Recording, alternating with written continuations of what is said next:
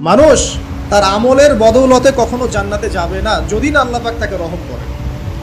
একজন আবেদ ব্যক্তির ঘটনা আছে, এগুলো সহিহ হাদিসের মধ্যেই আছে। 500 বছর আল্লাহ পাকের ইবাদত করেছিল। কত বছর? 500 বছর।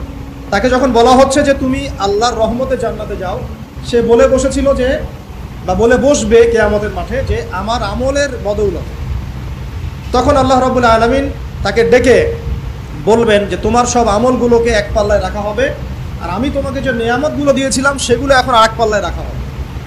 দেখা যাবে দুই চোখের যে নেয়ামত, আল্লাহ পাকের দুইটা চোখের যে নেয়ামত যা আল্লাহ মানুষকে দিয়েছেন, ওই 500 বছর ইবাদতের নেকি তার চেয়ে বেশি হয়ে যাবে।